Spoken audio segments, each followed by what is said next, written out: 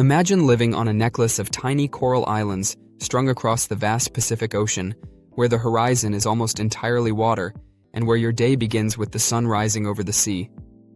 The Marshall Islands is a nation defined by its islands, its reefs, its lagoons, and the resilience of its people. Today we journey through its two great atoll chains, the Ratak and the Ralik, visiting key atolls like Majuro, Kwajalein, Bikini, and Enewetak. We'll uncover their history, explore why people choose to live on these scattered motus, and even discuss what a home costs in this remote paradise. By the end, you'll see that Kiribati is more than just sand and water. It is a story of heritage, survival, and hope. The Marshall Islands is an island nation made up entirely of low-lying coral atolls and islets. There are 29 separate atolls and 5 coral pinnacles, totaling over 200 islands. Though the land area is small, the country's ocean territory stretches across vast distances in the western Pacific. The islands are divided into 2 parallel chains, the Ratak chain to the east, meaning sunrise, and the Ralik chain to the west, meaning sunset. Majuro Atoll, the capital, is the political and administrative center. The first settlers were skilled navigators from Micronesia who arrived centuries ago. They read the waves, tracked the stars, and used stick charts to navigate between islands. European contact began in the 16th century, and the islands later passed under German, Japanese, and then United States administration before achieving independence in 1986. The islands have endured dramatic events, from missionary influence to trade to nuclear testing, all of which have shaped the culture, identity, and modern life of the Marshallese. The Ralik chain, the western sunset chain, contains some of the most historically significant atolls, including Kwajalein, Bikini, Enewetak, Rongelap, Ujai, and Ebeye. Kwajalein Atoll is notable for its U.S. military facilities, which have influenced local life and land use. Ebeye Island, located within Kwajalein, is densely populated, with limited land and infrastructure stretched to capacity. Bikini and Enewetak, on the other hand, carry the heavy history of nuclear testing in the mid-20th century. Entire communities were relocated, ecosystems were damaged, and the islands remain sparsely inhabited or uninhabitable. Life on the Ralik chain varies widely. In Ebeye, daily life is intense. Families often live in tight quarters, relying on limited resources and shared infrastructure. Smaller atolls are quieter and more traditional, dependent on subsistence fishing, copra production, and communal life. The nuclear legacy is a central part of community identity and memory. Housing in Ralik reflects these realities. Building a modest 2-3 bedroom home on Ebeye or other populated atolls may cost between $80,000 and $200,000 depending on remoteness, access to infrastructure, and shipping costs. The further from supply chains, the higher the expense. People move within Ralik for employment, education, health services, and family connections, or stay for cultural and traditional reasons, maintaining ties to ancestral land despite environmental and logistical challenges. To the east lies the Ratak chain, the Sunrise Islands, which includes Majuro, Arno, Jaluit, Malawalap, Iluk, and Woche. Majuro is the capital and urban center, home to government, commerce, schools, and hospitals, and it draws many people from outer atolls seeking opportunity. Other Ratak atolls remain more traditional and rural, with livelihoods built on fishing, subsistence agriculture, copra, and weaving. Majuro's history is intertwined with U.S. administration and modern governance, making it a hub for internal migration. Housing costs here are higher than in remote atolls, reflecting higher demand and better infrastructure. Apartments in Majuro can rent for roughly $750 to $800 per month for a 1-bedroom in the city center, while 3-bedroom apartments range from $1,200 to $1,500. Building or buying a standalone 2 to 3 bedroom home in Majuro may cost $100,000 to $250,000 depending on land or lease, materials, and access to services. In remote outer Ratak atolls, costs can be significantly higher due to shipping, scarce materials, and limited infrastructure, sometimes exceeding $300,000. People move to Majuro and other Ratak islands for education, government work, better access to healthcare, and markets. Others remain on quieter atolls to maintain traditional lifestyles, garden plots, fishing practices, and cultural ties, balancing remoteness with community and nature.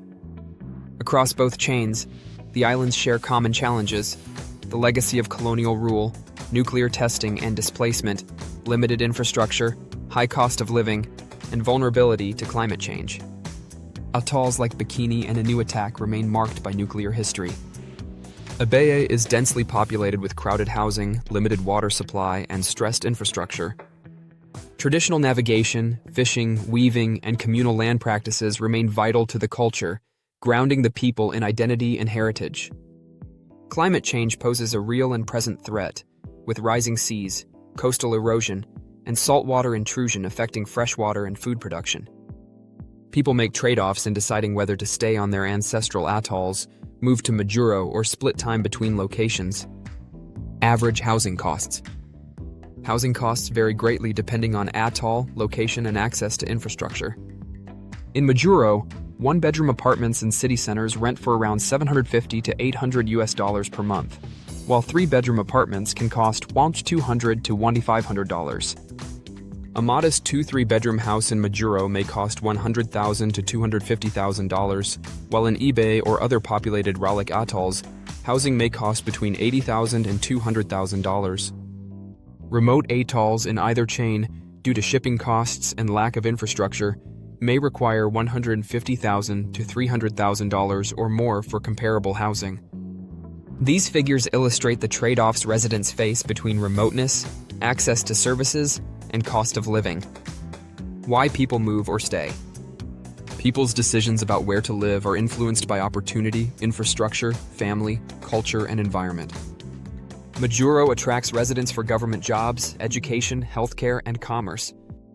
Crowded outer atolls push some inward migration, while others remain for traditional and cultural reasons, including ancestral land, fishing, gardening, and communal obligations. Climate change drives some relocations, with rising seas, storms, and saltwater intrusion threatening habitability.